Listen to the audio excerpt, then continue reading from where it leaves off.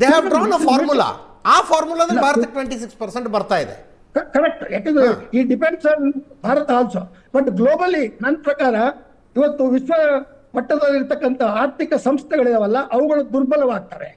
ಅಮೆರಿಕಕ್ಕೆ ಯಾರು ಒಂದು ರೀತಿಯಲ್ಲಿ ಕಂಟ್ರೋಲ್ ಅಥವಾ ಒಂದು ರೀತಿಯಲ್ಲಿ ಅವ್ರನ್ನ ನಿಯಂತ್ರಣದಲ್ಲಿರ್ತಕ್ಕಂಥ ಶಕ್ತಿಯನ್ನ ಬೇರೆ ರಾಷ್ಟ್ರಗಳು ಕಳ್ಕೊಂಡಿದೆ. ಇವರು ರಷ್ಯಾದ ಬಗ್ಗೆ ಹೇಳಿದ್ರು, ಮತ್ತೆ ಬೇರೆ ಬೇರೆ ರಾಷ್ಟ್ರಗಳ ಯುರೋಪಿಗೆ ಎಷ್ಟು ಕನ್ಸೆಷನ್ ತೋರಿಸಿದ್ದಾರೆ ನೋಡಿ.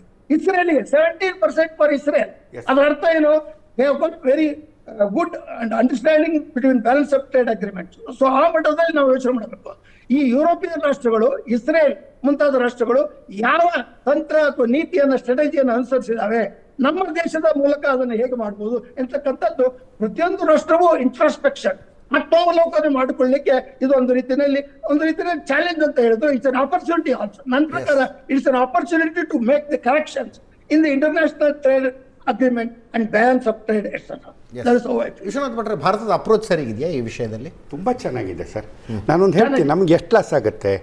ನಮಗೆ ಸುಮಾರು $37 ಬಿಲಿಯನ್ ನಮಗೆ ಲಾಸ್ ಆಗುತ್ತೆ ಈ ಹೌದು, ಪರ್ ಇಯರ್ ಲಾಸ್ ಅಂತ ಹೇಳಿದ್ರೆ ಡೆಫಿಸಿಟ್.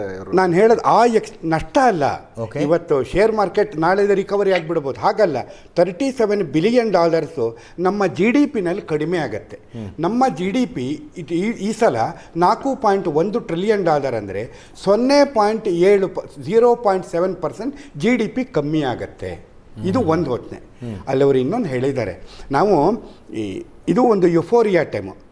ನಿಧಾನಕ್ಕೆ ಬಜೆಟ್ ಆಗಿದ್ದ ನಂತರದಲ್ಲಿ ಪ್ರಿಂಟ್ ನೋಡ್ತೀರಲ್ಲ, ಆರಕ್ಕೆ he has told come we shall have negotiations. ಹೋಗಿದ್ದಾರಾ? ಚೀನಾದ ಚೀಫ್ ಹೋಗಿದ್ರಾ? 2 ಸಲ ಕರೆದ್ರು, ಹೋಗಲಿಲ್ಲ. ನಮ್ಮ ಪ್ರೈಮ್ ಮಿನಿಸ್ಟರ್ ಹೋದರು. ಈಗ ಏನಾಗುತ್ತೆ ಗೊತ್ತಾ? He is coming to India. Mark my words sir. ಅವ್ರು ಹೇಗಿಡ್ತಾರೆ ಅಂದರೆ, maximum will be 20%, 26%, low will be 10%. Sector wise ಮಾಡ್ತಾರೆ. Take it from me, India will be the real beneficiary.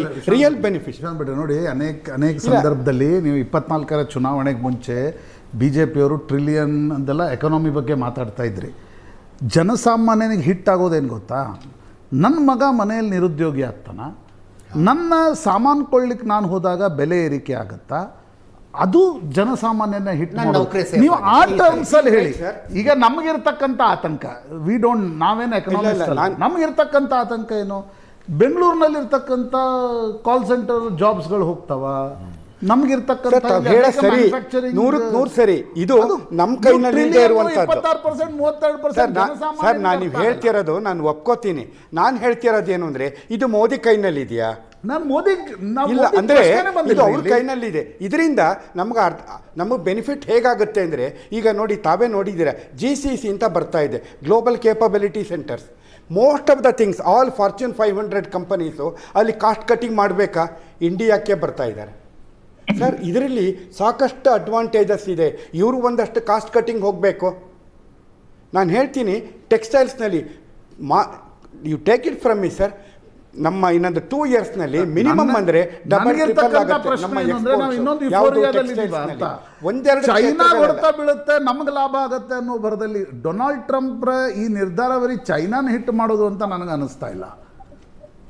ನಿಮ್ಗೆ ಇಲ್ಲರ ಯಾಕೆ ವಿಯೆಟ್ನಾಂ ಮೇಲೆ ಈ ಪ್ರಮಾಣದ ಟ್ಯಾಕ್ಸ್ ಹಾಕ್ಲಾಗ್ತಾ ಇದೆ?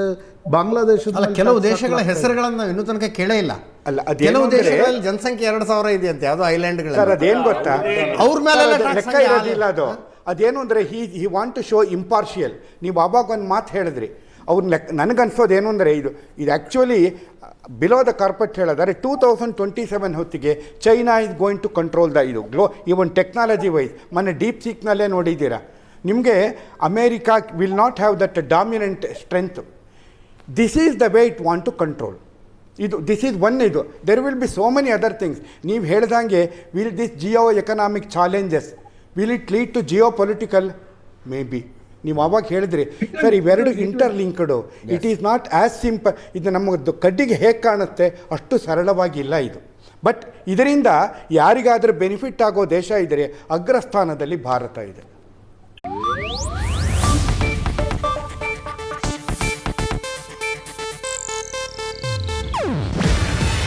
ಇದು ಏಷ್ಯಾನೆಟ್ ನ್ಯೂಸ್ ನೆಟ್ವರ್ಕ್ ಪ್ರಸ್ತುತಿ. ನೀವು ನೋಡ್ತಿದ್ದೀರಾ ಏಷ್ಯಾನೆಟ್ ಸುವರ್ಣ ನ್ಯೂಸ್.